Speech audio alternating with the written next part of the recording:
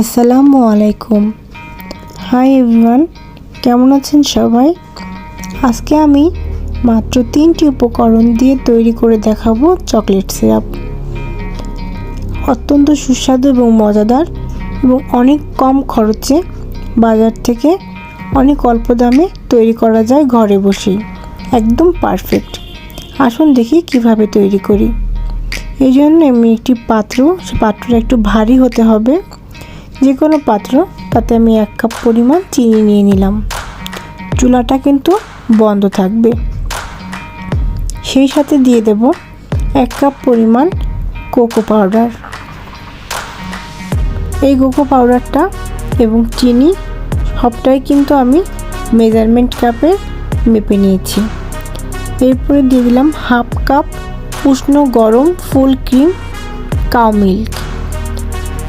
উষ্ণ গরম দেবেন, এজন্য উষ্ণ গরম না দিয়ে যদি এটা ঠান্ডা থাকে পানিটা, যেহেতু এখন শীতকাল, তো এই ঠান্ডা পানিতে কিন্তু কোকো পাউডারটা গুলতে চাইবে না, সময় নেবে। এজন্য উষ্ণ গরম পানিতে করলে খুব দ্রুত গলে যাবে। এবং তারপরে আরও 1/2 কাপ পরিমাণ উষ্ণ পানি এতে মিশিয়ে দিতে হবে। খুব ভালো করে মেশাতে হবে যেন এর মধ্যে কোনো দলা বেঁধে না থাকে। আপনারা শিওর হওয়ার জন্য প্রয়োজনে এটা গোলানোর পরে ছাঁকনিতে সেঁকে নিতে পারেন। তবে আমি শিওর ছিলাম যে এর মধ্যে কোনো দলা নেই, কারণ এটাকে আমি বন্ধ চুলাতেই অনেকক্ষণ ধরে নাড়াচাড়া করে গলিয়ে নিয়েছি এবং শিওর হয়ে নিয়েছি যে এতে কোনো দানা দানা নেই। সবটা ভালো করে গোলানো হয়ে গেলে এবং যখন দেখা যাবে যে এর মধ্যে কোনো লাম্পস নেই, তখন আমি চুলাটা জ্বেলে দেব এবং এটা অনবরত নাড়তে থাকব। চুলার আঁচ কমিয়ে অনবরত নাড়তে নাড়তে, এবং চারপাশে যে আমি নাড়ছি চারপাশে চকলেট লেগে যাচ্ছে, ঘন হয়ে যাচ্ছে, এটা কেখে নিতে হবে। স্প্যাচুলা দিয়ে খুব ভালোভাবে হতো না, এই জন্য আমি একটি স্পুন দিয়ে করছি। ওটা যখন দেখা যাবে যে চকলেটের সিরাপটা তৈরি করার সময় ভেতরের চিনিটা গলে গেছে, অল্প আঁচে করলে গলে যাবে, আর জোরে তাপ দিলে নিচে লেগে যাওয়ার সম্ভাবনা এবং একটু পোড়া পোড়া ভাব এসে যাবে। এজন্য খুবই অল্প আঁচে করতে হবে। যখন কিনা এটার চিনিটা গলে যাবে, তখন এটা মিডিয়াম আঁচে রান্না করতে হবে এবং অনবরত নাড়তে নাড়তে দেখা যাবে যেটা ঘন হয়ে আসছে। তো ভিউয়ার্স, দেখতে থাকুন আর সেই ফাঁকে সাবস্ক্রাইব করে বেল আইকনে ক্লিক করে আমার পাশে থাকুন। আপনাদের একটা সাবস্ক্রাইব, একটা লাইক, একটা কমেন্ট আমার একটা উৎসাহ, একটা অনুপ্রেরণা। তো এটা আমি নাড়াচাড়া করতে করতে এটাতে বলক আসবে, 2-3 বার বলক দিতে হবে।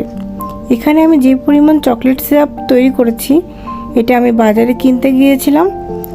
এই পরিমাণ চকলেট সিরাপের দাম চেয়েছিল যা তার 4 ভাগের 1 ভাগের খরচও লাগেনি আমার এটা বাড়িতে বসে বানাতে। এইভাবে বলক উঠে আসবে।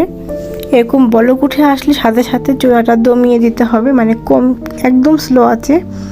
তারপর যখন আবার ফ্ল্যাট হয়ে যাবে, বলকটা নেমে যাবে, তখন আবার আঁচ একটু মিডিয়াম দিতে হবে। এভাবে করে নাড়তে থাকতে হবে।